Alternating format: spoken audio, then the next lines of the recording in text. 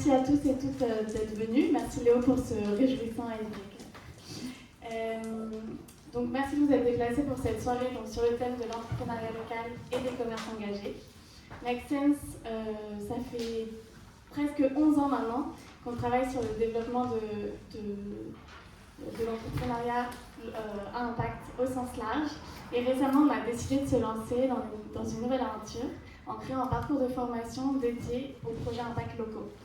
Du coup, avant de commencer, de laisser la parole à nos 6 super intervenants, j'aimerais juste vous expliquer pourquoi est-ce qu'on a fait ce choix et pourquoi on s'est rendu compte qu'il y a 6 mois, il y avait un besoin d'accompagnement aussi de nos porteurs de projets spécifiques sur le sujet du local. Donc, comme je vous l'ai dit, ça fait 11 ans qu'on travaille sur les sujets de transition. Et au fur et à mesure de nos recherches, nos investigations sur les besoins de l'écologie et des transformations individuelles, on a réalisé qu'il y avait énormément de projets à impact locaux qui apportaient des vraies réponses en profondeur sur les territoires et qui offraient des solutions de résilience à la fois pour préparer des canaux de sauvetage le jour où on ne pourra plus compter sur Carrefour et Amazon, et en même temps pour déjà offrir des alternatives qui permettent de sensibiliser les citoyens et de laisser personne sur le carreau. Beaucoup de ces projets impact locaux sont des projets qui peuvent être répliqués dans d'autres régions et dans d'autres endroits. Et c'est pour ça qu'on a souhaité lancer un programme qui était dédié à s'inspirer de ce qui existe déjà. Ne pas réinventer la roue, regarder ce qui dans son département, dans sa région, dans son pays fonctionne déjà et donc pouvoir aller vers un entrepreneuriat de prendre les bonnes idées, de ne pas vouloir toujours innover et de réfléchir à comment est-ce que moi je vais adapter une bonne idée à mon territoire. Donc c'est pour ça qu'on a lancé ce nouveau programme et du coup pouvoir accompagner des personnes qui sont en train de changer de vie, qui auraient envie de lancer leur propre entreprise, leur propre association, mais qui n'ont pas forcément une idée préconçue en tête et qui ont envie de s'inspirer des autres. Donc on a créé une formation, on a bientôt la 2e édition qui démarre à la fin du mois. On ne va pas en parler très longuement ce soir, mais on est disponible toute l'équipe pour en parler si vous avez des questions après l'événement. Et du coup, c'est un parcours de formation pour des personnes qui sont en transition professionnelle, qui auraient envie de créer un commerce, un tiers-lieu, une ressourcerie, un atelier de réparation de vélo, et plein d'autres choses à impact local dans leur région. Et donc l'idée, c'est de faire une sorte de marmite, non, comment qu'est-ce que je voulais dire comme expression? Comment? Cocotte minute, exact. Ça, c'est Élie de Miam, on va en parler, qui s'y connaît en cocotte aussi. Cocotte minute pour collectivement réfléchir à des idées ensemble et s'inspirer de ce qui existe déjà. Donc, on a 1 heure de discussion commune. L'idée, c'est que j'ai quelques questions pour nos intervenants ici que je vais présenter et après, je vais vous donner la parole pour leur poser des questions. Et on aura ensuite un moment informel pour aller boire une bière, manger une carotte et discuter de manière individuelle avec qui vous le souhaitez.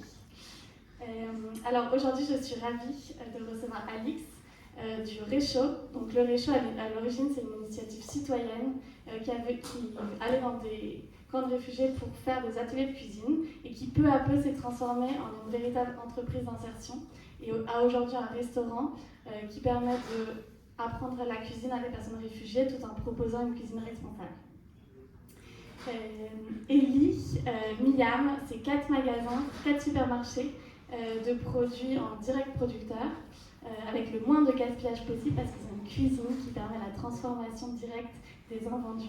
Donc c'est déjà 4 magasins à Paris. Maxime, tu travailles pour les élévateurs. Les élévateurs, c'est un organisme de formation porté par la Maïf qui est dédié à l'accompagnement de commerçants qui ont envie d'ouvrir leur boutique. Et ils organisent un super forum en octobre sur les commerces de proximité. Donc n'hésitez pas à lui poser des questions sur ce forum après. Frédéric. Alors toi, Frédéric, tu as participé à la fondation du Moulin à Café. Le Moulin à Café, c'est un café associatif dans le 14e arrondissement de Paris qui existe depuis 16 ans maintenant, et donc qui est en grande partie géré par des bénévoles, mais aussi par des salariés. On reviendra sur ce sujet. Kinan, et toi tu as créé Akitouf. Akitouf, c'est des restaurants véganes syriens, dont le premier a été ouvert dans une université. Ça, oui.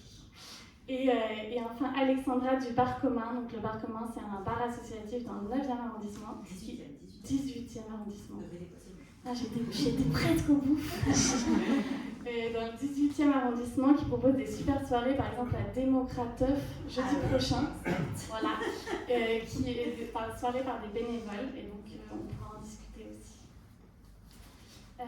Du coup, pour commencer, je voulais, Élie, te poser une petite question par rapport à Miam, et donc à ces magasins que tu as créés. Est-ce que tu peux nous en parler un peu plus, l'origine du projet, et peut-être aussi, après avoir ouvert 4 magasins à Paris, est-ce que tu as un apprentissage sur comment faire pour trouver un local commercial à Paris?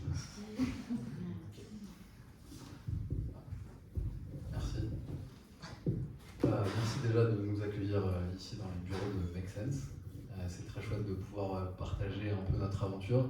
Miam, c'est une aventure familiale avant tout. On a lancé avec mon frère et ma soeur il y a maintenant 3 ans l'idée de créer un lieu où on puisse venir faire ses courses donc en direct des producteurs, donc avec des producteurs qui ont été sourcés un petit peu partout en France, et que ces produits soient proposés à un prix le plus abordable possible, tout en ayant une traçabilité importante des produits et en sachant que les produits ont été cultivés sainement sur des sols sains et sur des terres qui ont encore de la vie dedans et qui permettent de continuer d'avoir cette biodiversité dans les sols dont on a besoin.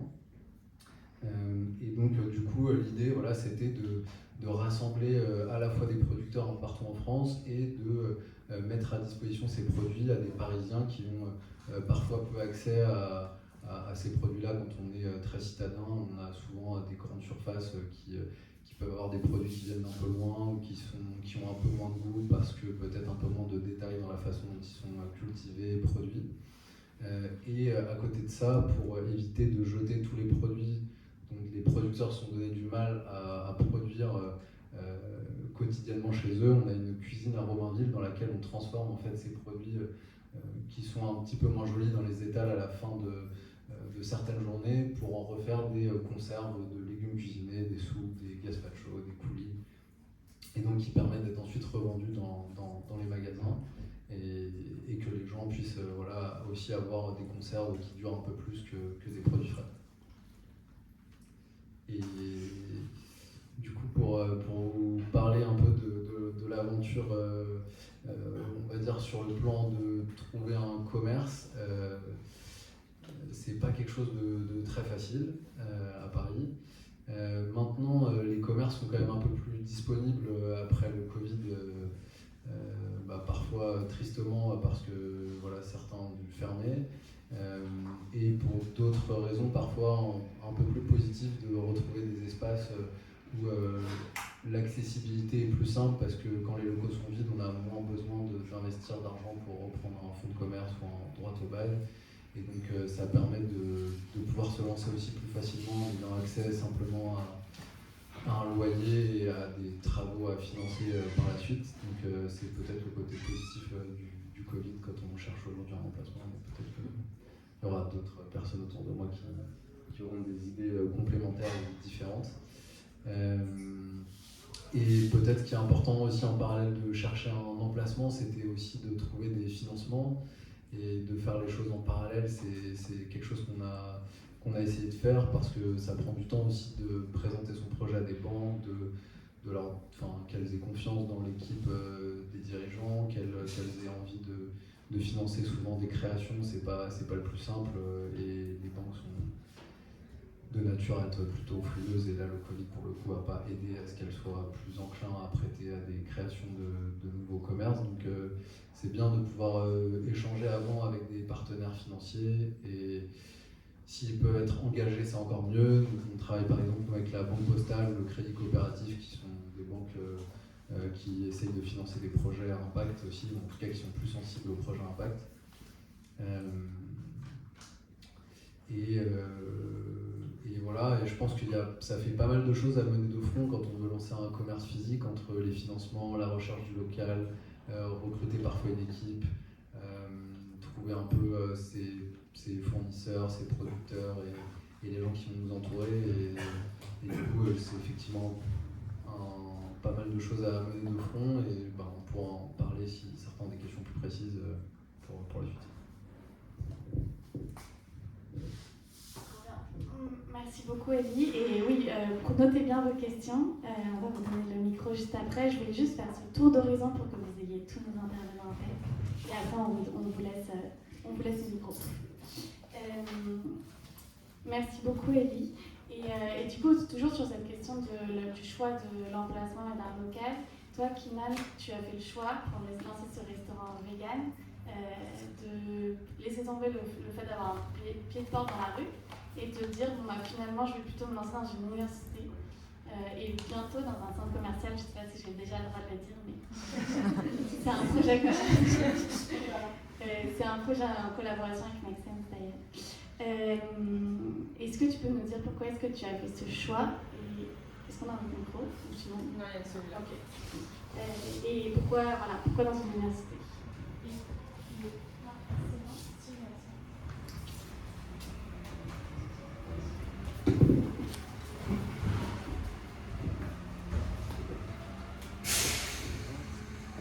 Bonsoir tout le monde et merci Maxence pour cette opportunité. En fait, mon projet, ça commence en 2019 à cause en 2019 j'ai travaillé avec la Société Générale, la banque. Après fini ma M2 en conformité bancaire, j'ai travaillé avec eux pendant un an et demi et en 2019 j'ai eu un petit malade qui m'a obligé à manger que vegan. Et pendant cette période, qui était 6 mois à peu près, j'ai galéré beaucoup pour trouver des propositions véganes à Paris. Donc ce que j'ai dans la tête, c'est que je commence, à cause de la manque dans le marché, j'ai décidé de me lancer dans la restauration. Avant 2019, j'ai fait des prestations pour les festivals de musique partout en Europe. Et en gros, moi, je viens de la Syrie. Je suis en France depuis 2014 et j'étais réfugié. Et maintenant, je suis franco-syrien. Et donc, la nourriture que j'ai eue en Syrie, de la cuisine de ma mère, c'est 70% de vegan. Plus végétarien, donc j'ai commencé à apprendre ce que ma mère, la recette de ma mère, et j'ai commencé à tester. L'idée c'était d'avoir une food truck qui va dans les marchés, les festivals, partout. J'ai déclaré l'entreprise en février 2020 et en mars c'était Covid. Ça veut dire 0 événement, 0. Je ne sors pas de la maison. Donc pendant 3 mois, c'était c'était une très bonne période pour moi pour vraiment travailler sur le goût, la test et comment je veux développer ma cuisine et l'adopter à la française. Parce que, par exemple, nous, on utilise l'ail beaucoup et ça ne marche pas ici. Donc, j'ai travaillé sur ça. Après, j'ai eu beaucoup de temps. Donc, j'ai dit, il faut trouver des solutions parce que je ne sais pas, en mois de mai 2020, je ne sais pas à quel moment ça va finir, Covid. Et donc, je dis, ok, il faut que je change mon business là et essayer à trouver des solutions. Pour ça, j'ai dit, ok, pas de food truck, mais un local. Là, mon problème, Paris, local, ça, c'est galère. Et j'ai essayé à chercher dans le banlieue, sud de Paris, parce que c'est pas loin de chez moi et c'est des prix à fond. C'est pas très cher.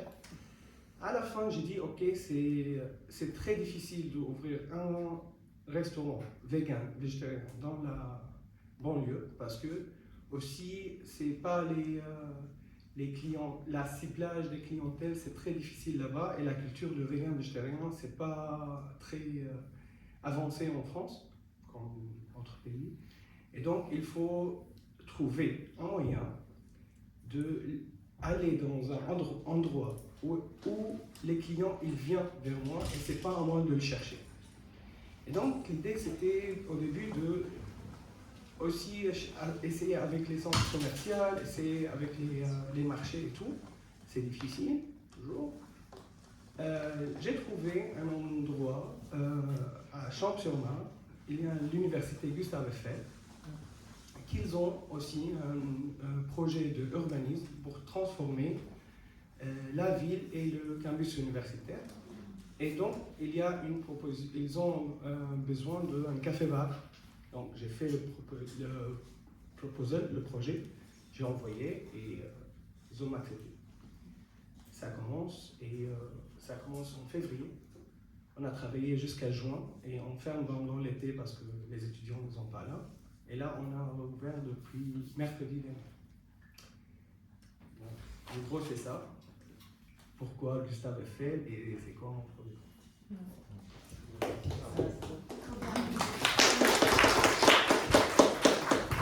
Et bravo pour cette ouverture très récente. Et merci d'être là, du coup, à 3 jours de l'ouverture, c'est quand même parmi nous. Trop cool.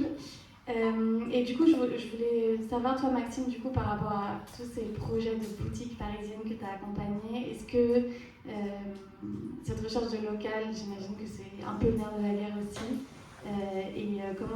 comment toi tu les conseilles pour trouver un bon emplacement et aussi pour communiquer ensuite sur l'ouverture de leur boutique? Merci. Oui, pour reprendre un peu ce que vous avez dit, c'est vrai qu'on fait vraiment face à une pénurie de nouveaux commerciaux disponibles à Paris, mais pas que. On va trouver un peu ce phénomène dans toutes les villes de taille intermédiaire en France. Et ça peut être très très compliqué de trouver un local commercial qui correspond à son activité et au concept qu'on souhaite développer.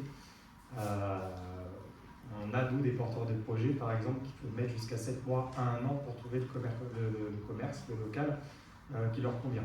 Donc c'est une vraie problématique et ça peut être l'élément qui peut le plus vous bloquer dans l'avancée de votre projet, dans l'avancement de votre activité. Et donc en ce sens, c'est hyper important de mettre tous les moyens de son côté. Et moi, si je devais donner un conseil dans la recherche du local commercial, c'est de prendre contact avec les acteurs locaux, les collectivités, pour savoir ce qui se fait, quels sont les aides, les dispositifs qui vous sont proposés. Par exemple, à Paris, on va avoir un organisme qui s'appelle la CEMAEST, qui est la société ville de la ville de Paris, qui s'engage pour le commerce et qui propose tout un tas d'actions pour le commerce de proximité sur la thématique du local commercial. Ils vont vous proposer premièrement des locaux commerciaux qui sont à tarifs abordables, qui sont négociés avec les propriétaires. Et on va aussi retrouver par exemple des boutiques à l'essai si vous souhaitez d'abord tester votre activité dans un quartier, vous implanter pendant 2 mois dans un local commercial avec un bail précaire pour pouvoir tester la clientèle, tester votre offre produit. Ça peut être aussi un moyen d'attendre de trouver le local commercial idéal. Comment ça s'appelle? La CEMAEST. S-E-M-A-E-S-T. Donc voilà, si je devais donner un conseil, ce serait ça. Après, n'hésitez pas aussi à prendre contact avec les associations commerçantes pour ratisser large. C'est vrai que vous êtes seul dans votre projet, c'est compliqué l'aventure entrepreneuriale. Donc c'est important de se faire entourer des bonnes personnes pour avancer plus vite, plus sereinement et prendre des bonnes décisions. Et donc ma deuxième question, elle portait sur la communication.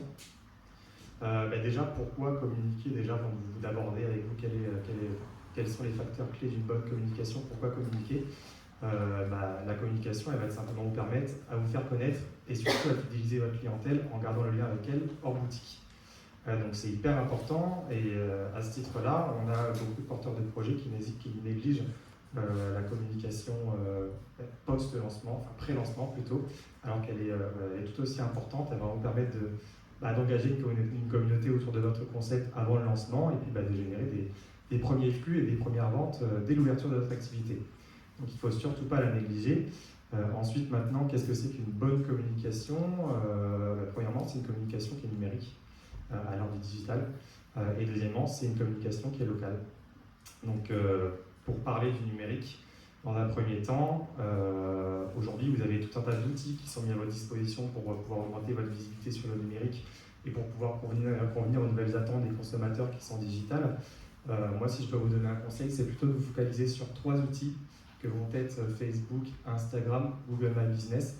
parce que si vous les utilisez fréquemment et de la bonne des manières, ça vous permettra déjà de vous démarquer de 80% des commerçants aujourd'hui installés. À Paris, un peu moins, parce qu'on a des commerçants qui sont très sensibilisés à ces enjeux numériques. Mais en tout cas, c'est très important de se focaliser sur 3 outils, d'autant plus que vous allez avoir à faire votre étude de marché, votre business plan, à travers votre structure juridique, trouver les fournisseurs, et vous allez vous rendre compte que finalement, 3 outils, c'est déjà bien assez. Donc familiarisez-vous avec ces outils-là. Et puis ensuite, si je dois parler d'une communication qui est locale, n'hésitez pas à prendre la tâche avec les presses locales pour vous faire connaître. Et encore une fois, à prendre la tâche avec les acteurs locaux, comme les villes, etc., pour pouvoir encore une fois, jouir des différents canaux locaux qui vous sont proposés. Voilà, je ne sais pas si j'ai répondu à la question, vous pouvez me poser vos questions tout à l'heure si vous en avez. Merci beaucoup Maxime. En effet, on se dit que quand on a une boutique en physique et que les clients viennent sur place, a priori on n'a plus besoin d'utiliser les ordi, mais en fait c'est complètement faux du coup. Un tout autre sujet maintenant, c'est que, après avoir parlé donc, de la recherche de local et de la communication, on a aussi invité des personnes qui, à travers leur entreprise et leurs projets, questionnent aussi la valeur du travail et de ce que c'est que le travail avec certains publics en particulier. Et du coup, Alix, on est trop content de t'avoir ce soir. Donc avec le Réchaud, tu as voulu créer donc, un espace d'échange où, je cite, restaurer le monde en restaurant les âmes. Est-ce que tu peux nous parler un peu de cette vision de ce projet et de ce que tu en as appris au cours des dernières années? Bonjour à tous, je suis ravie d'être là. Je vais vous faire une petite timeline du Réchaud et de où on en est aujourd'hui. Le Réchaud, c'est né en 2016. Réchaud, ça veut dire refuge, chaleur et optimisme. Et c'était une initiative citoyenne, originellement, avec une simple volonté. On avait toutes à peu près 30 ans, donc crise de la trentaine, face à la crise de l'accueil. On s'était dit à l'époque que c'était pas possible de ne pas agir. Et on était toutes plus ou moins des professionnels de l'univers de la restauration. Et on s'est dit, au lieu d'être un témoin désespéré, on va être des citoyennes actives. Et on s'est jeté à l'eau avec ce projet qui n'était pas forcément très réfléchi à l'origine. Et ça a commencé par une levée de fonds sur KissKissBankBank. On a levé 32 000 €. On a acheté un food truck qu'on a aujourd'hui, donc on pourra en parler. Et avec ce food truck, on est parti sur les lieux d'accueil des populations exilées, donc sur les camps de réfugiés. Spécifiquement à Grande-Sainte, qui est à côté de Dunkerque, qui était la seule ville à l'époque qui avait un camp qui était aux normes du HCR, ce qui veut dire que c'était pas un camp avec des tentes comme à Calais, mais c'était un endroit où il y avait des shelters et où il y avait une organisation qui faisait qu'il n'y avait pas de problématique de nourrir et que nous, on pouvait arriver avec une idée d'utiliser la cuisine comme un moyen pour créer du lien et pas comme un moyen de sauveur-sauvé. Donc la naissance du projet, c'est utiliser la cuisine comme un moyen pour ramener les êtres humains ensemble et pour créer du lien. Parce que quand on est exilé, et tu en parleras mieux que moi je pense, la cuisine c'est l'essence de la mémoire, des souvenirs, et c'est un moyen génial pour vraiment se faire tomber en fait toutes les barrières. Donc vraiment la naissance du projet, c'est aller sur les camps de réfugiés, organiser des ateliers de cuisine et créer un rapport très horizontal et très humain qui est, on va créer une recette ensemble, on va parler de nos souvenirs, de ce qui nous touche et comme ça on va se découvrir. C'est la naissance du projet. De 2016 à 2018, on était itinérantes. Et nous, à la différence de vous peut-être qui avez des projets déjà bien réfléchis, on a structuré notre aventure au fil des opportunités qui se sont créées. Très vite, on s'est rendu compte que utiliser la cuisine comme un moyen pour créer du lien, c'était important, que l'accueil, c'est une question essentielle et que souvent, ça passe par la table. Et du coup, à la suite de ces ateliers de cuisine et de ces missions itinérantes, on a eu des opportunités de se sédentariser. Nous, on a choisi le tiers-lieu comme un premier lieu pour vraiment pouvoir tester notre modèle, parce qu'on n'avait pas les moyens de payer un loyer ou d'être dans une dynamique vraiment très commerciale.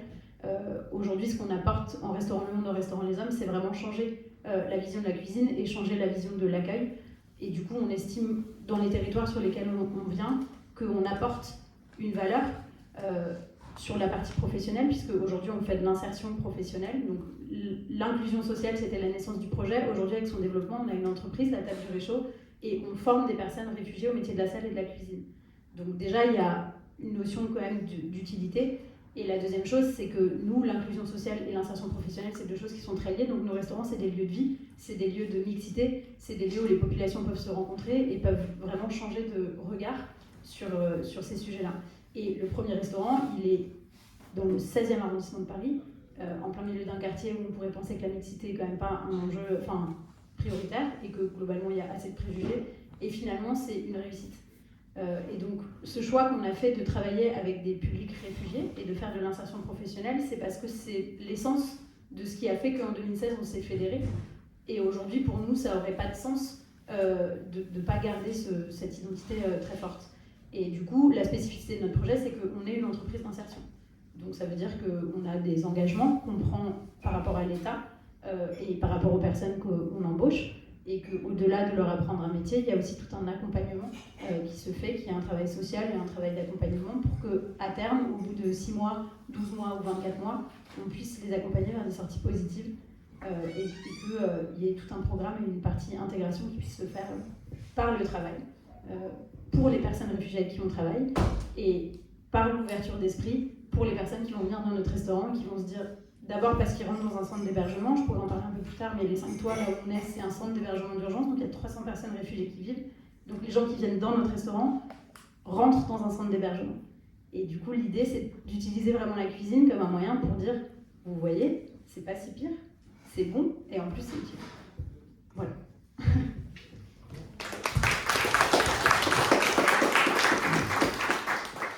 Merci beaucoup. Un restaurant pas comme les autres, j'ai jamais mis les pieds encore, mais je vais amener ma grand-mère qui est dans le 16e, ça va être super. L'adresse est 51 boulevard Exelmans.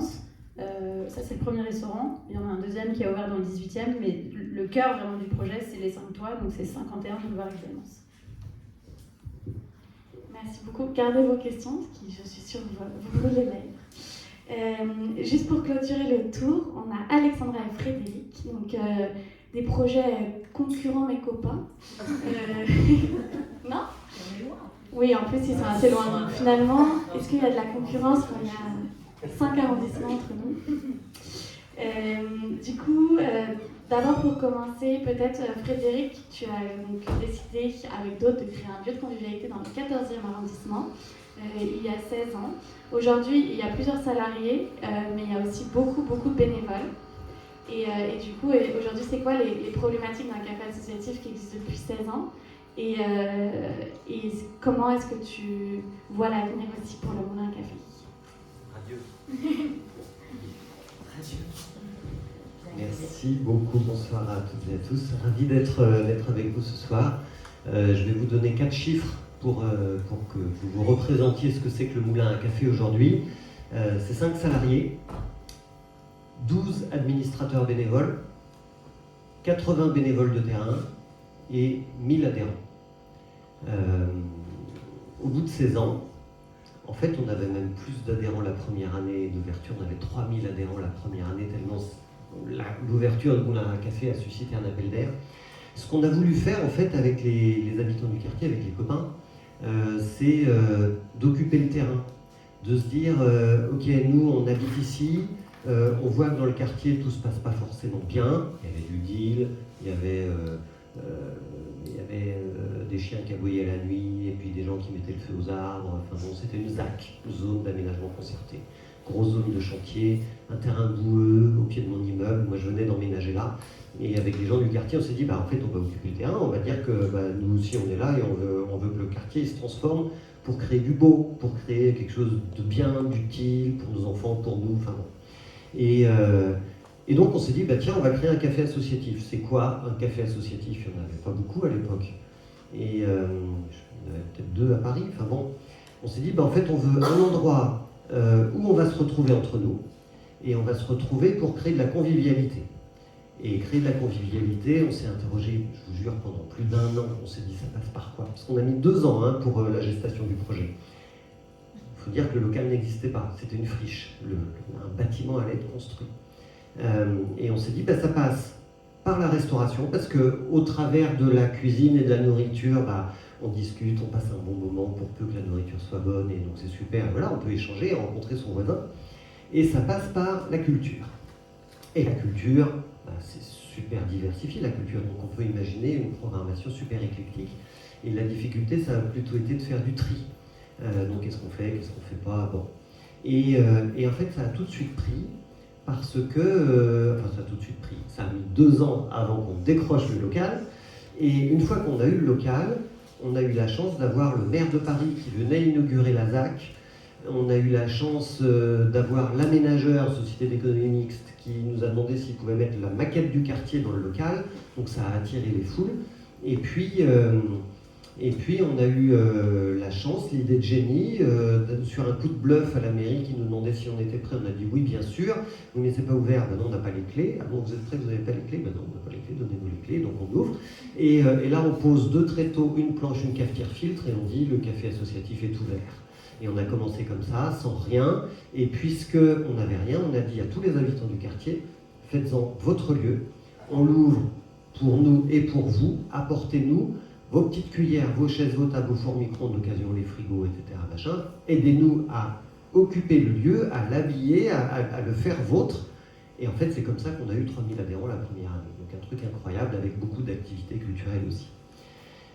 C'est un modèle, vous l'avez compris, qui est à la fois associatif, avec une gouvernance associative où on partage les décisions, et qui s'appuie sur le salariat. Pourquoi ? Parce que dès le début, on s'est dit, on avait tous un boulot.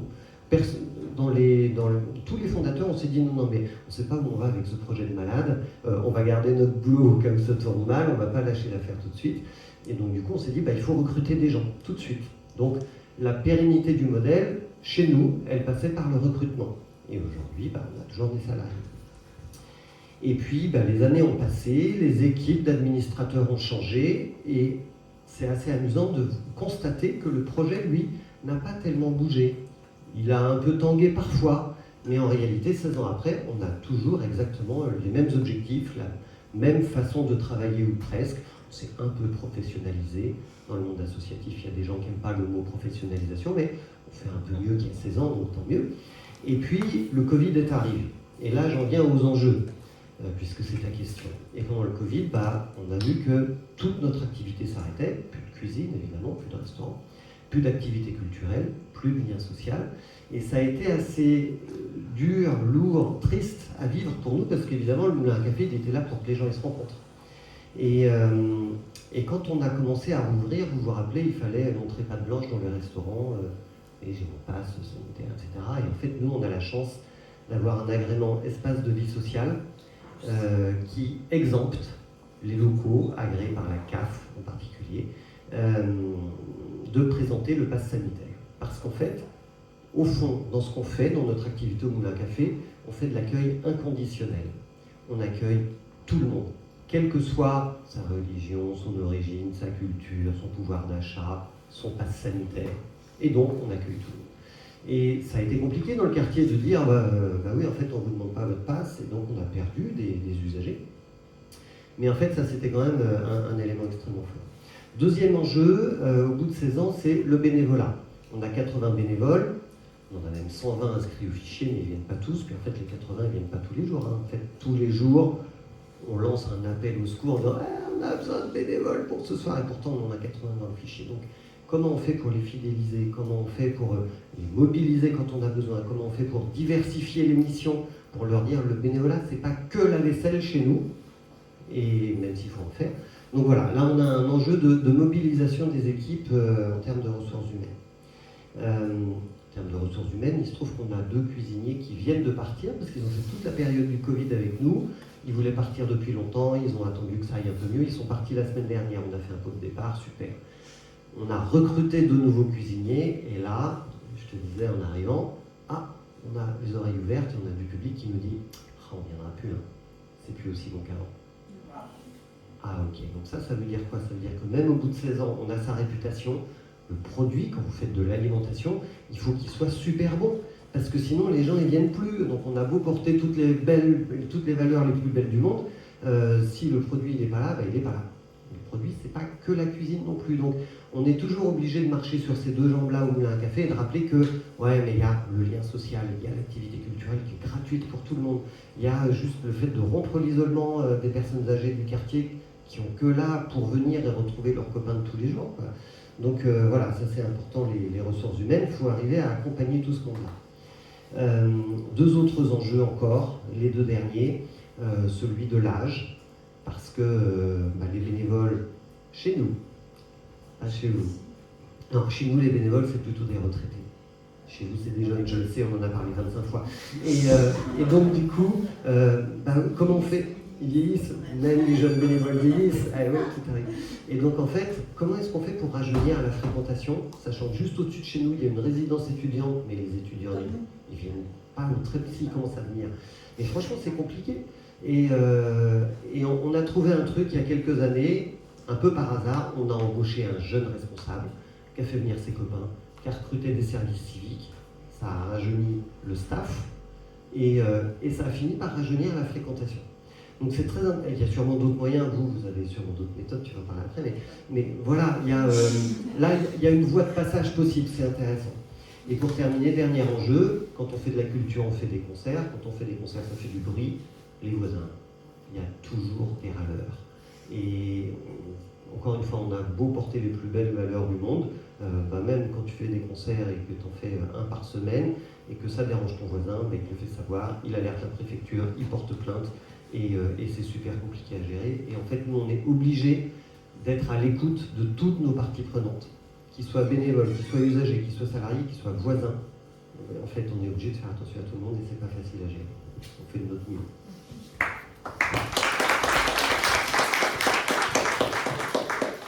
Merci beaucoup Frédéric et allez-y au Moulin à Café, c'est super sympa. À Pernetti, exactement. C'est là la ZAC. Ouais. Dernière intervenante, Alexandra, donc pour le bar commun. Contrairement au Moulin à Café, vous avez choisi de ne pas avoir de salariés et de reposer uniquement sur la force des bénévoles. Aujourd'hui, pourquoi ce choix et est-ce que tu vois des risques aussi pour l'avenir potentiel du bar commun? Merci. Alors oui, tout d'abord, pour présenter un peu le bar commun, il a été créé en 2017, donc il y a 5 ans. L'idée, il était en fait basé sur 3 piliers, c'est-à-dire la convivialité. Donc dans un bar, on a créé ce bar pour se dire, on va ouvrir nos portes, boire des coups ensemble, modérément bien évidemment. Mais l'idée c'était d'avoir un lieu convivial. Et le deuxième pilier, c'était l'engagement, c'est-à-dire que à côté de consommer, s'amuser, etc., c'était aussi d'avoir des activités qui pouvaient aussi, par rapport au quartier, être en contact avec les locaux, c'est-à-dire du coup on fait des activités comme l'aide aux devoirs, le moulin à parole, on fait de l'aide administrative aussi. On a ouvert aussi à des associations comme le PAM qui aide les réfugiés pour les papiers. On fait aussi, on a Linky aussi qui vient le mardi pour aider les étudiants. Donc voilà, on est ouvert aussi beaucoup sur, bien sûr, l'extérieur.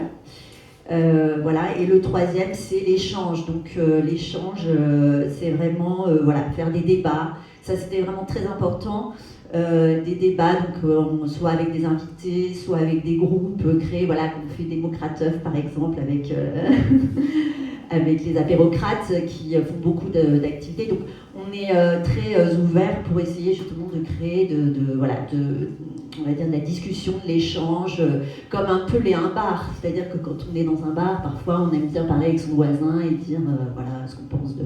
Voilà. C'était un peu l'idée du bar commun. Et ça a plutôt bien marché. Alors après, les étapes de création, c'est un peu comme vous, avec des étapes, trouver le lieu. Il faut savoir aussi que, par exemple, nous, on n'a aucune subvention. Donc, on est vraiment financé que par la consommation des bières et on fait des planches aussi. Voilà, mais ça marche plutôt bien. Donc, on n'a pas besoin justement d'avoir un restaurant. Et voilà. Donc, c'est que par ces consommations qu'on finance le local, les charges fixes. Donc, c'est vrai que on a besoin, nous, que les gens viennent consommer. En gros, c'est un peu ça. Alors, on fait bien sûr tout ça avec des tarifs très abordables. Donc, c'est pour ça aussi que les gens viennent. Et aussi, on a des très bons produits, puisque les bénévoles, eux, s'engagent sur plusieurs terrains. Donc, il y en a, par exemple, qui vont me dire, moi, ce qui m'intéresse, c'est l'approvisionnement. Donc, je vais m'occuper de tout ce qui est charcuterie, fromage. D'autres, c'est fans de bière, ils commandent toutes les bières possibles, inimaginables. Donc voilà, il y a vraiment une ouverture. Tout le monde a le droit de proposer quelque chose. Ça, c'est vraiment le concept du bar, c'est-à-dire qu'on vient dans le bar et on peut être hyper actif dans le bar tout de suite en proposant une activité. On peut venir une fois, on peut venir 1000 fois. Et puis, le nerf de la guerre, donc, parce que sinon le bar n'existerait pas, il faut trouver des gens pour être derrière le bar et faire le service. Donc ça, c'est vraiment, on va dire, une lutte sans merci de tous les jours pour essayer d'avoir des créneaux pleins chaque jour. On est ouvert du mercredi au dimanche. Donc, à vrai dire, au début, ça a très bien marché parce qu'il y avait des gens très très engagés, donc qui vraiment étaient là souvent, ils étaient disponibles, mais comme dans la vie de tous les jours, comme tout le monde, il y en a qui déménagent, il y en a qui ont d'autres vies, qui vont avoir un emploi, Donc du coup, malheureusement, par moment, on subit un peu ces fluctuations. Et quand il y a quelqu'un qui était très engagé puis qui part, donc du coup, ça veut dire qu'il faut qu'on ait une espèce de fond de roulement de bénévoles qui permet justement de pallier à ces absences. Donc on essaye de recruter, pareil, comme vous, trouver des moyens. Donc nous, ce qu'on fait, c'est on fait des comptoirs de rue pour essayer dans le quartier de recruter des gens, en leur disant, souvent, c'est vrai que par exemple, les jeunes, on a du mal quand même, les vraiment jeunes, c'est-à-dire les étudiants, je ne sais pas pourquoi. Et donc ce que je veux dire, c'est que on a un noyau de bénévoles très engagés, une quarantaine de bénévoles qui sont là, qui essayent de tenir tous les postes, même derrière le bar aussi. Et la question, c'était, est-ce qu'on prend quelqu'un qui pourrait nous aider à pallier justement à quelquefois le manque de personnel, entre guillemets, de bénévoles, pour éviter qu'on ait des trous et qu'on doit fermer, etc. Mais en même temps, notre économie aussi fait que parfois on se dit, est-ce qu'on va prendre le risque de prendre une charge salariale alors qu'on est dépendant quand même beaucoup des gens qui viennent, et que ça veut dire aussi que il faut qu'on fasse beaucoup d'activités, et puis c'est pas aussi l'esprit du bar, parce que l'idée c'est quand même que tout le monde est un peu à égalité, entre guillemets, c'est-à-dire qu'il n'y a pas de hiérarchie. C'est complètement horizontal, tout le monde, on a un conseil d'administration, mais il n'y a pas de président, vraiment c'est très démocratique, quoi. C'est ça un peu l'idée le concept du bar. Donc c'est vrai qu'on se dit aussi peut-être que si un salarié était là, ça changerait un peu la dynamique et la donne aussi par rapport aux bénévoles qui s'engagent, parce que ce qui, à mon avis, intéresse aussi les gens quand ils vont au bar commun, c'est justement cette liberté de pouvoir vraiment dire, moi je vais venir derrière le bar, je vais m'investir, ou je vais proposer des activités, sans avoir vraiment besoin d'avoir des validations, bien sûr, parce qu'il y a toujours des gens pour on va dire, être référents des activités, mais en tout cas, c'est le fait qu'il n'y ait pas de salariés, je pense que ça crée aussi quand même une espèce de liberté. Et donc, et c'est aussi par rapport aux charges, mais c'est vrai qu'on se pose quand même la question, parfois en se disant, est-ce que ça serait pas mieux d'avoir quelqu'un qui gère les problèmes liés à la logistique des bénévoles. Merci Alexandra. On a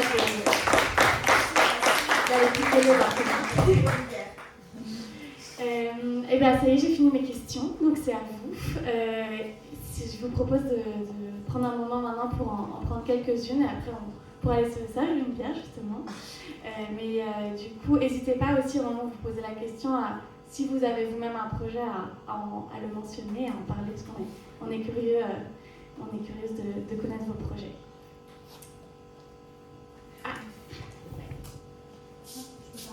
Moi, j'avais une question par rapport au fait de combiner à la fois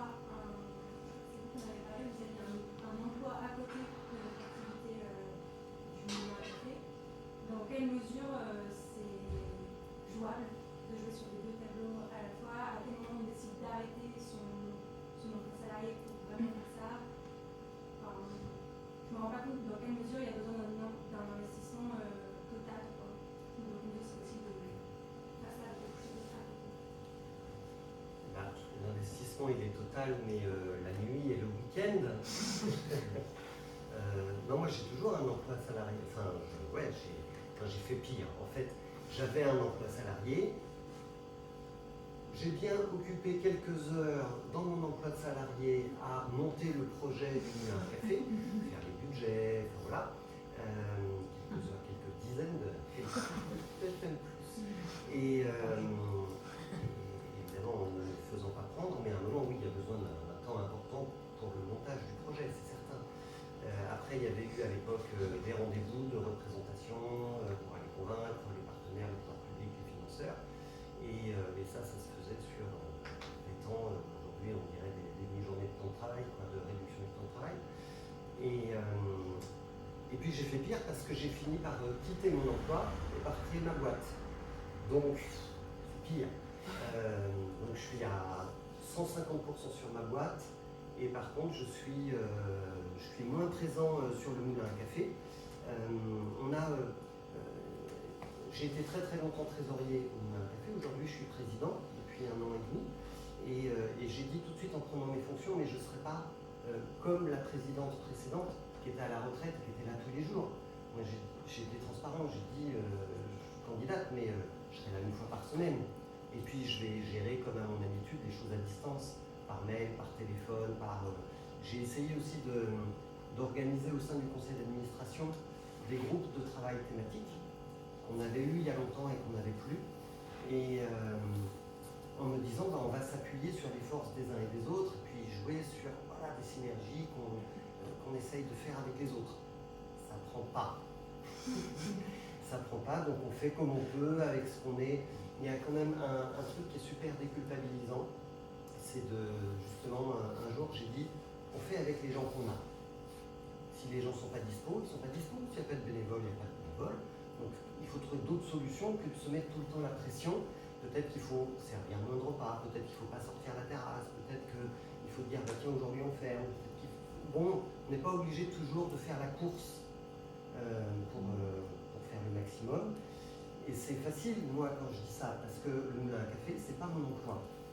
Donc je me dis aussi, c'est pas grave, ça va continuer de tourner, ça marche depuis 16 ans, il y a toujours eu des hauts et des bas, et en ce moment, ça marche plutôt bien, en fait, en ce moment. Financièrement, ça marche bien, les usagers sont là, ce qui pêche en ce moment, c'est le bénévolat. Par contre, si toi, tu montes ton projet et que tu crées ton emploi et que ton revenu dépend de ton activité à toi quotidienne, c'est beaucoup plus difficile. On ne peut pas dire on fait avec les gens qu'on a. On est obligé de se donner à 300%, c'est sûr. Je le vois moi avec ma propre boîte, donc c'est différent. Mais pour le Moulin à Café, voilà comment ça marche. Ça me donne un peu envie de poser la question à Élie. Par rapport à, est-ce que toi, au début, quand vous avez décidé avec ton frère de créer une âme, c'était ton emploi? Comment on a fait? Moi, j'avais une rupture pensionnelle de mon précédent poste, et donc du coup, ça m'a laissé à peu près 2 ans pour ne pas toucher de revenus et pouvoir lancer le projet.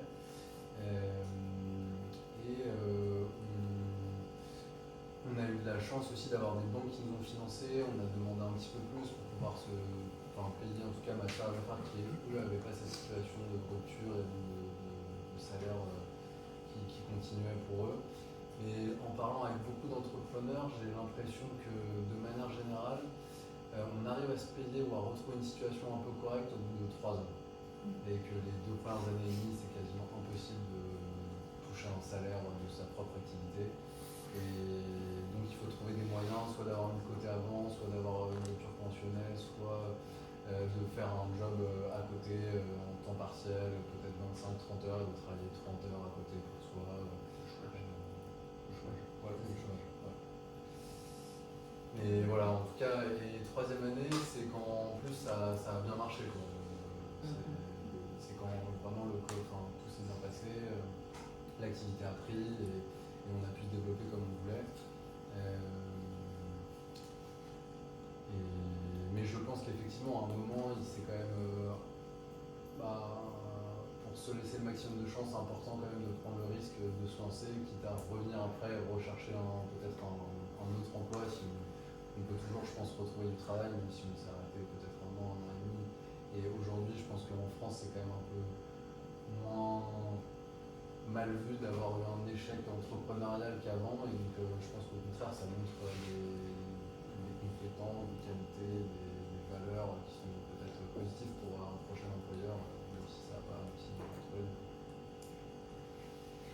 Après, ça reste franchement très personnel. Moi je suis un peu dans le même cas où quand le réseau s'est créé, j'étais salariée d'une entreprise. J'ai dédié beaucoup de mon temps de travail à mon temps d'association. Mais parce que j'étais commerciale, donc j'avais des objectifs. Et si mes objectifs étaient remplis, alors j'avais une liberté telle qui faisait que j'ai pu aménager mon temps. Par contre, quand le projet a changé d'échelle et qu'on a eu cette opportunité d'ouvrir un restaurant, et que Vanessa, du coup, la fondatrice, celle qui a eu l'idée, on a toujours été 7, mais il y a quand même une fondatrice qui, elle, était comédienne, donc elle avait une intermittence, et elle était chef en freelance, donc elle avait moyen de dédier du temps à ce projet-là. Si elle n'avait pas été la locomotive depuis le début, c'est-à-dire mettre tout de côté pour pouvoir le porter, on n'aurait jamais été jusque là où on est allé. Et le jour où l'opportunité du resto s'est créée, il n'y avait pas d'autre option que plus de temps homme, donc aussi le mien, et du coup, il fallait passer le pas et prendre le risque. Pour moi, c'est passé pour une rupture conventionnelle ici. Et ensuite, il y a eu c'est un choix d'arbitrage sur la rémunération. Moi, aujourd'hui, je suis associée de la structure, parce qu'aujourd'hui, on a une association et une entreprise. On a des salariés. Et on a fait le choix, Vanessa et moi, de prioriser la stabilité des emplois des personnes qui travaillent avec nous, aussi pour recruter les talents. Et du coup, nous, on s'est mis côté, entre guillemets, sur la stabilité, c'est-à-dire qu'on n'est pas salarié. Moi, je facture des honoraires et Vanessa à mi-temps sur l'association. Mais si on ne l'avait pas fait, on n'aurait pas avec nous les compétences qu'on a, ça n'aurait pas été possible en fait. Donc c'est un arbitrage, mais à un moment donné, si c'est un projet de vie, et si l'idée derrière c'est de montrer un modèle qui fonctionne, ça passe pas sans un investissement plein, sans une forme de risque, mais ça passe pas non plus sans une rémunération. C'est-à-dire que jusqu'à 3 ans, je suis d'accord avec lui que c'est possible, si au bout de 3 ans, on n'arrive pas à en vivre. Je pense qu'il ne faut pas se mettre de côté trop longtemps non plus, parce que c'est dur l'entrepreneuriat, et si c'est pour rien, en retirer d'autres que le projet, mais pas en vivre correctement, alors il faut être capable à un moment donné de mettre une limite. Oui, alors moi je suis porteuse de projet et en fait mon projet c'est un concept store écolo et éthique. Normalement aujourd'hui ça va être qu'en ligne, mais mon rêve ce serait d'avoir un local aussi sur Paris. Et ma question c'était comment vous avez attiré vos clients, vos premiers clients surtout. Qu'est-ce que vous avez fait pour attirer vos clients? Moi, je regarde Ellie, je regarde les cafés associatifs. Ouais. Mais je veux dire quelque chose sur ça. Avant de décider de signer le contrat avec l'université, avec la mairie et tout, les gens là-bas, parce que c'est un petit peu compliqué d'avoir une bar dans une université. Personne n'y a croit à le projet, sauf moi. Après, tout était convaincu. Ça commence, comme il a dit, avant le projet, qui commence la communication. Ça veut dire, moi j'ai cherché un conteneur. En fait, le café bar que j'ai, c'était un espace vide, il n'y a rien. Donc j'ai installé un conteneur, j'ai installé une terrasse en bois, après une toilette sèche et tout. Après, ça commence le projet. Le moment où j'ai installé le conteneur sur place, avant de faire le signalétique, avant de faire rien, j'ai imprimé le code barre, pas code, de Instagram. Et j'ai fait, je pense, 20 autour de la conteneur et centaines dans le campus. Et pendant un mois, j'ai 300 personnes qui ont scanné, qui ont follow avant de commencer le projet. Ça veut dire, la première post disant soon on va venir, j'ai déjà regardé le premier jour, j'ai fait la première story. Avant, il n'y a rien. J'ai rien écrit. J'ai dit, ok, je veux les gens scan et follow pour savoir comment ça fonctionne, les gens de 18 ans. Parce que c'est pas la même mentalité. Et donc, je veux savoir qu'est-ce qu'ils. Parce que quand ils ont vu un conteneur, ils ont répondu, c'est quoi?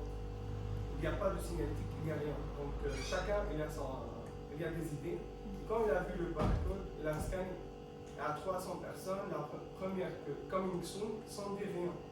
Il y a peut-être 150 qu'ils ont vu, réagi, et des questions, c'est quoi, vous allez faire quoi, quand, c'est que Zoom. Et les Zoom, ça durait, moi, dans ma tête, ça dure 20 jours, ça durait 6 mois, à cause de la communication administrative. Et pour ça, j'ai dit, ok, le plan, c'est cool, dans 10 jours, ils vont savoir c'est un café. Donc j'étais obligé à passer tout ce qu'on fait. Par exemple, quand j'ai allé pour visiter les gens qui nous vendent l'alcool, qui nous vendent le café, parce que j'ai parti partout en France pour trouver les bons trucs. Chaque visite, on dit, on choisit les bières, on choisit le café, mettons dans un terrain pour choisir le concombre, le tomate, tout. Donc j'ai communiqué tout ça dans un story. Et le jour de l'immigration, je n'étais pas préparé pour ça. Je n'étais pas du tout préparé. J'ai pensé à 200 personnes. C'était le 1er décembre, immigration officielle et tout. Et c'était le 1er décembre. Et là, j'ai pensé à 200 personnes, des nourritures, tout. Il n'y a que la bière qui a résisté avec moi jusqu'à la fin. Mais on a eu 750 personnes. Autour de ça, donc, je pense que la communication, c'est avant quand tu commences, comment faire. Donc en fait, Instagram, quoi. La force de étude de marché. Maintenant, je suis en train de comprendre c'est quoi le Snapchat. Moi, j'ai pas un Facebook. J'ai pas un Facebook que j'ai fermé depuis des années. Après, j'ai fait l'Instagram pour le bar. J'ai découvert que les gens ils sont sur TikTok et Snapchat. Et c'est raté. J'ai pas beaucoup travaillé pour eux. Ouais, pour compléter, je pense qu'il y a un point qui nous relie un petit peu tous et qui est important, c'est le positionnement prix. Je sais que c'est un sujet souvent qui est un peu sensible et pas facile à aborder quand on lance son projet et qu'on adore son produit et qu'on a envie de le vendre à la valeur que nous on estime le plus. Mais c'est quand même, je trouve que ça fait partie d'un projet impact, c'est de pouvoir toucher, on va dire, le plus grand nombre et d'être abordable et d'être accessible. Et souvent, il y a des projets qui se lancent et qui sont très pertinents, mais qui, en termes de positionnement prix, sont un peu clivants ou en tout cas excluants pour une certaine partie de la population. Et je trouve que le fait d'avoir un positionnement prix abordable permet aux gens un bouche à oreille hyper important, rapide, de recommandations. Et en fait, aujourd'hui, les moyens, quand on a peu de moyens, quand on se lance, comme je pense nous ici, le moyen de faire connaître son projet, c'est d'avoir un très bon produit, d'avoir un prix qui soit abordable, et donc que chacun puisse en parler à des amis, à sa famille, à des gens autour de soi. Et ça marche quand on arrive et je pense qu'après le monde attire le monde, les événements, la presse, ensuite tout se déroule beaucoup plus facilement, naturellement que quand on a un positionnement prix qui est tout de suite un petit peu différent. Je sais pas, c'est un peu différent encore dans l'associatif que dans le commercial latent, mais le fait que ce soit abordable fait que les gens viennent régulièrement. Et moi je trouve que c'est un point vraiment essentiel à penser. D'accord, merci à tous les deux. J'ajoute un petit mot ici. Je pense aussi, moi j'ai vécu ça. Et par exemple, tu peux cibler les gens par moi je l'appelle les prix clés. Ça veut dire le café à la terrasse, c'est 1 euro. La machine dans l'université, 60 centimes. Je ne peux pas aller sur 60 centimes. Et les gens de l'association, c'est 1 euro le café avec les salaires, ça ne marche pas. Donc je sacrifie le travail de tous les cafés, le café, l'espresso et l'allongé. On fait 0 marge sur ça. Mais quand les gens ils passent, ils regardent le 1 euro café, ça change beaucoup. Parce que les cafés, 200 mètres, après moi, c'est 250, 3 euros. Voilà. Mais le 1 euro, juste le mot de 1 euro café, il lit pas, les gens ils lisent pas qu'est-ce que ça va passer après. Mais moi aussi j'ai beaucoup travaillé sur les prix, quel produit on va faire un petit marge, quel produit plus de marge et quel rien de marge. Et comme ça, genre, passe café 1 euro, sandwich 4 euros. Ça, il compare avec autre chose directement. Il comprend que tes prix c'est bien. Donc il vient et il revient et il bouge à Ok, merci. Moi, est-ce que tu pourrais nous dire aussi pour l'attirance des premiers clients, parce que tu faisais le 16e, enfin... Ouais, nous, le réchaud, il était itinérant avant d'arriver sédentaire à Paris, donc on avait quand même fait, on avait une page Instagram, on était 7 à l'origine et on a toujours mis un énorme effort sur la communication, parce qu'on s'est toujours dit que savoir-faire, s'il n'y a pas de faire savoir, à un moment donné, quand on va, le jour où on s'était dit qu'on allait se développer, si on dit ah on a fait ça, mais qu'en fait il n'y a pas de concret, qu'il n'y a pas une vidéo ou des photos ou des verbatims ou des choses comme ça, alors on n'aura pas la crédibilité qu'on mérite parce qu'on n'a pas de preuves. Donc on a quand même toujours eu des communicants chez nous et des gens qui s'occupaient des RP, de la presse. Au moment où on a lancé le restaurant, on avait fait tout un travail, on a fait une inauguration, on a fait tout ça. Mais pour nous, la clé, c'est l'étape intermédiaire, c'est celle où on est aujourd'hui, c'est d'aller dans des endroits où il y a du collectif. C'est-à-dire que la table du réchaud, c'est dans un tiers-lieu où il y a 350 personnes qui vivent, mais il y a aussi 40 structures. Et l'association qui pilote, qui s'appelle Aurore, elle a une équipe qui s'appelle une équipe de mixité, qui elle a pour objectif de créer l'art monde, de faire venir le monde. Et du coup, il y a l'association Aurore sur les tiers-lieux, mais il y a Plateau Urbain. Plateau Urbain, c'est des gens qui mettent à disposition des endroits pour se lancer sur l'artisanat, pour essayer des concepts de restauration, pour essayer des concepts d'artisanat. Et du coup, c'est des baux précaires. Donc forcément, c'est dans des endroits qui sont moins stratégiques, mais par contre, c'est un projet collectif où normalement, en allant là-dedans, on a une chance de capter aussi des gens qui sont sensibles à tous les sujets et qui vont pouvoir s'intéresser à ton projet et l'étape d'après. Et pour nous, c'est pour les restaurants par exemple, aujourd'hui on n'a pas de bail commercial.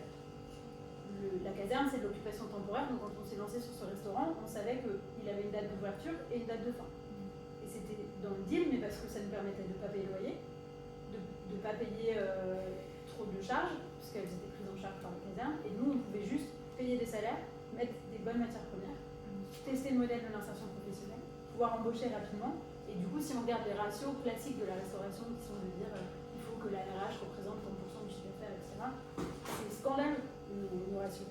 Mais en fait on s'en fout, parce qu'on choisit en étape 1, une étape intermédiaire, qui va chercher l'essentiel ailleurs, et qui nous permet, dans 3 ans, dans 4 ans, nous, le rêve à terme, c'est que le réchaud pourrait ouvrir le premier resto étoilé, tenu par des réfugiés, dans un endroit, mais en plein cœur de Paris. Mais pour ça, il faut pouvoir se payer un loyer qu'aujourd'hui, on ne peut pas se payer. Donc on fait des choix de petites étapes intermédiaires qui nous amèneront, si le modèle est bon, et pour l'instant, on s'en sort, à la grande étape finale. Donc je pense qu'il ne faut pas hésiter à réfléchir de manière hybride, et nous, le projet, il est super hybride. Il y a de l'insertion professionnelle, il y a des ateliers de cuisine, il y a des repas gratuits pour les personnes. En fait, il y a tellement de choses qui font qu'on n'est pas attaché à un modèle classique de se dire il faut un local qui soit bien placé, que je ne paye pas trop cher, on peut aller partout, parce qu'on estime que c'est nous qui apportons quelque chose de différent. C'est quoi le nom de l'organisme? Plateau urbain. Plateau urbain, ok. Moi, je voudrais revenir aussi sur la communication pour attirer les premières personnes, les premiers clients. Je vous ai parlé tout à l'heure de la façon d'attirer les gens, donner votre matériel, besoin, mais il y a eu avant, effectivement, une étape en phase de genèse et de construction du projet, le fait d'aller ratisser dans le quartier pour trouver l'intérêt des gens. Qui est intéressé par ce projet-là? Et je vous dis ça parce que, je vais passer pour un dinosaure, mais nous, on est né à une époque où il n'y avait pas de réseaux sociaux, quasiment pas. 2006, enfin voilà, il n'y avait pas grand-chose. Et donc en fait, moi, j'ai jamais vraiment cru aux flyers qu'on distribuait à la sortie du métro ou au marché. Par contre, les affiches, j'y crois beaucoup plus. Parce qu'en fait, vous posez une affiche, il y a 50 personnes qui passent devant. Et donc, si elle est bien placée, normalement, les gens, ils voient votre affiche. Et c'est comme ça qu'on a attiré tous les gens. C'est l'affiche, un café associatif dans votre quartier, pour quoi faire, pour l'interrogation. Venez discuter tel jour à telle heure dans la salle machin, ou au bistrot, ou voilà. Et en fait, ça a vachement bien marché. Donc, première technique, à l'ancienne, l'affichage sauvage sur les parterres ou les palissades de chantier, etc. Franchement, ça a son petit effet. Deuxième méthode, quand on a ouvert, on a fait une semaine festive. Tous les soirs, il y avait concert dans un quartier où il n'y avait pas grand-chose. Donc, on a tous fait appel à nos copains musiciens et tout, et on a fait de l'animation de quartier. Et ça répondait précisément à l'intention du projet de café associatif. Donc, au bout de 10 jours, on s'est dit ah, mais il n'y a plus de concert, ah ben non, on ne peut pas faire tout le temps de concert. Puis on était épuisés de cette semaine festive. Mais ça a attiré vachement. Donc, pensez à cette convivialité physique, on rencontre les gens pour de vrai. Il n'y a pas que les réseaux sociaux. C'est évidemment incontournable aujourd'hui, mais il y a aussi la vraie relation humaine sur laquelle vous pouvez vous appuyer. Et du coup, un point important, qui est dit à travers ce que tu dis, c'est d'offrir des choses. Nous, par exemple, quand on a ouvert William, même encore aujourd'hui, toute la journée, il y a de la dégustation de produits, de melon, de jus, de pain, de bière, de vin. Et donc toute la journée, les gens ils peuvent rentrer, boire un café, goûter une part de gâteau ou manger quelque chose. Et je pense que c'est pas essentiellement parce qu'on vend de la nourriture, on aurait pu vendre d'autres choses et quand même proposer de la citronnade quand il fait chaud ou d'autres produits. Et ça, c'est quelque chose qui est tellement peu fait que quand les gens, on leur offre quelque chose, ils s'en souviennent. Et c'est où déjà pour venir C'est où? À côté, c'est rue Beaubourg, 82 rue Beaubourg. Et il y en a un dans le 18e aussi, parce que j'entendais Jules Geoffrin, rue du Plateau. D'accord.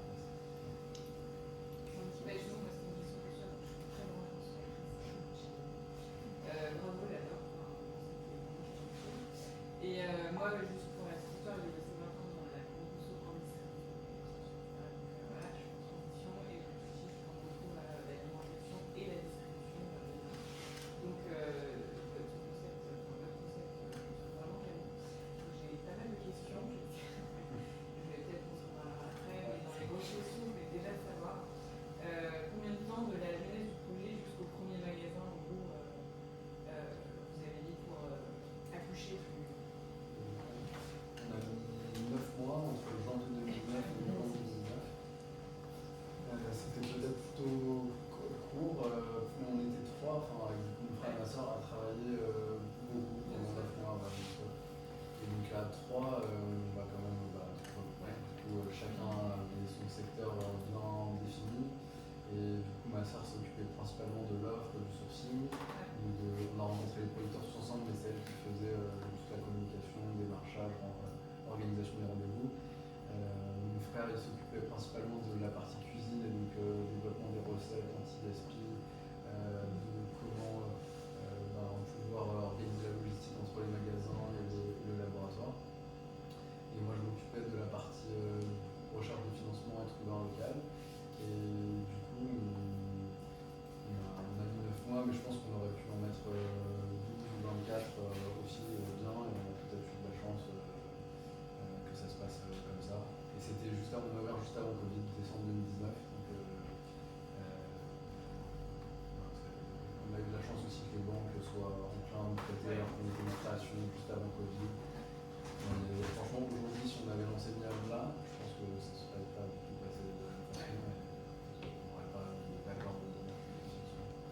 Et est-ce que dès le départ, vous avez dit on va lancer directement plusieurs épiceries ou vous êtes parti sur une et dans la destination, je pense que c'était déjà intégré ou c'était.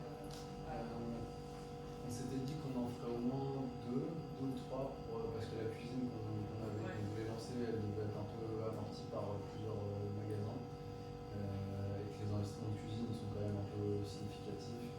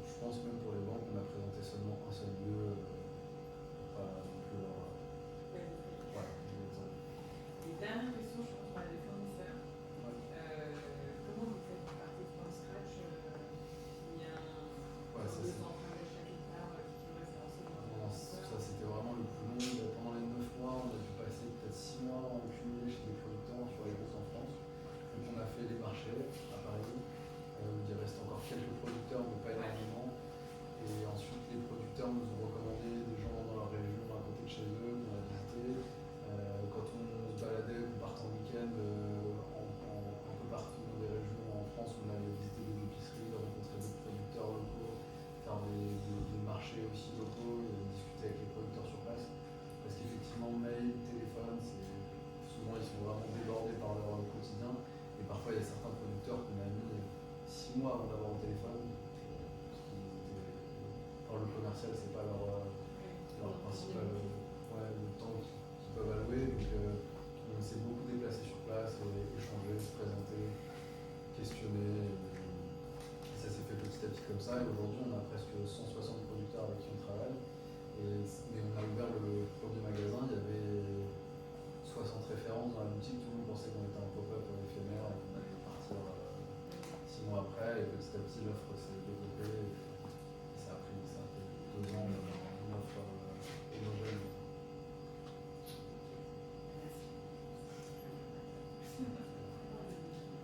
J'ai une question pour peut-être les 3 qui sont plus axés business. Quelle est la vision à long terme au niveau c'est faire évoluer le modèle, un maillage territorial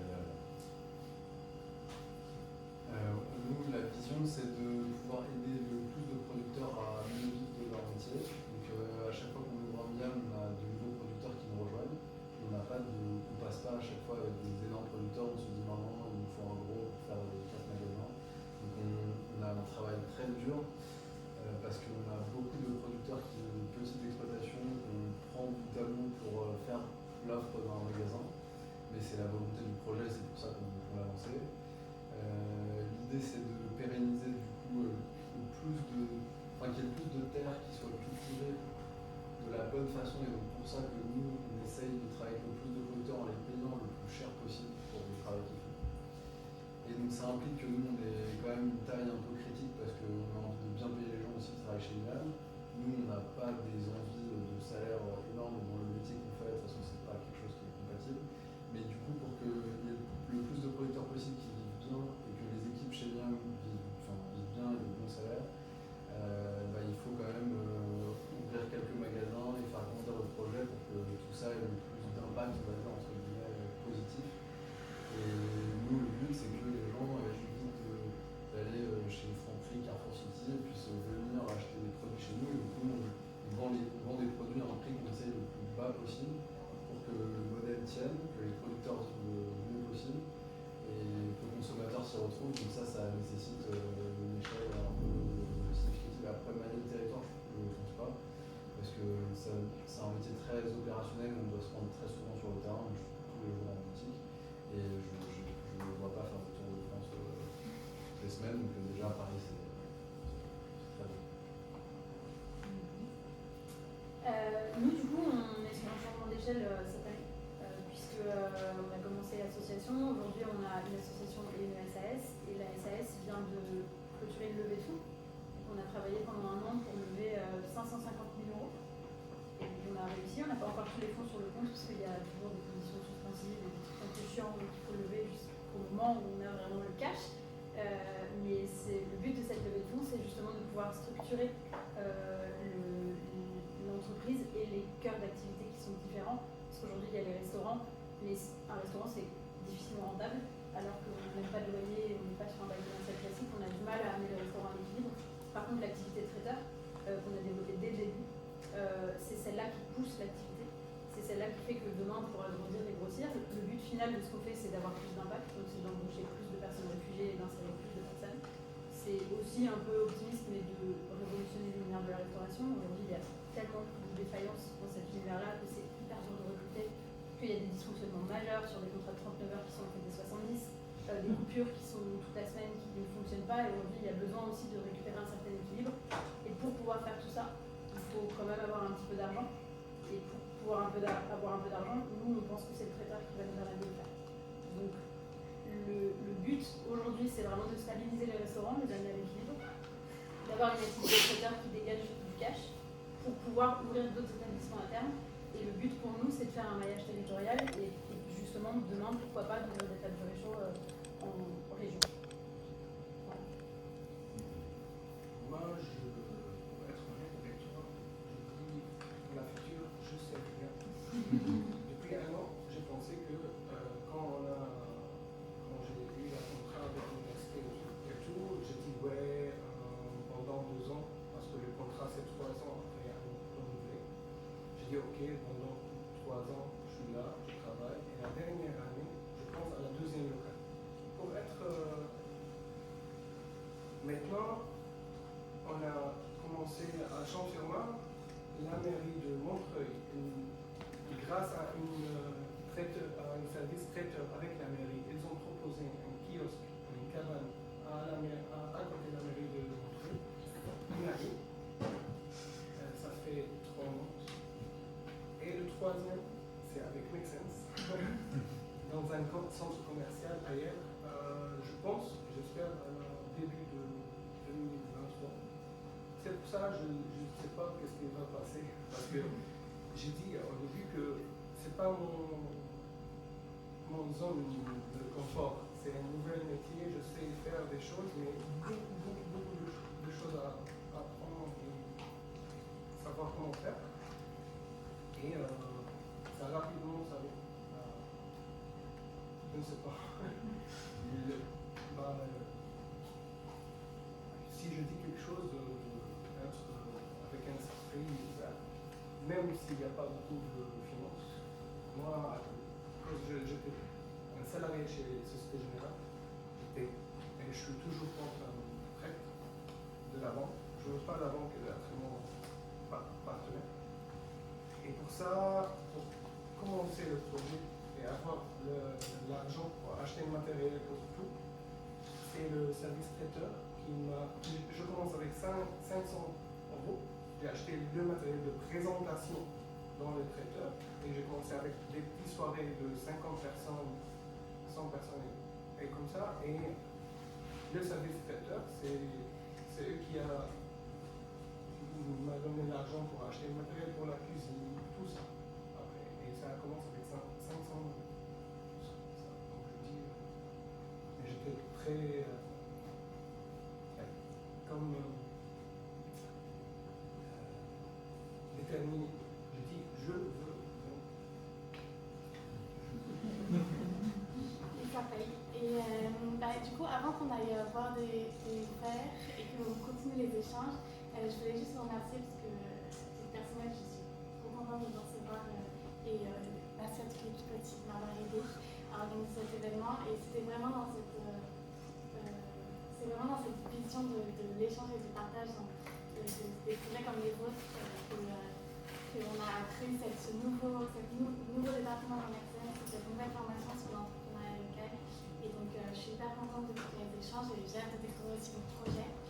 Et voilà, et du coup, si vous avez envie de continuer avec Make Sense et à faire grandir votre projet, à vous inspirer des entrepreneurs aussi dynamiques, on serait ravis de parler avec vous ce soir, peut-être vous accueillir dans la formation qui démarre mi-septembre ou dans une prochaine. En tout cas, n'hésitez pas à venir nous voir pour vous parler de vos projets, ce que vous avez en tête, ce que vous êtes en cœur, etc.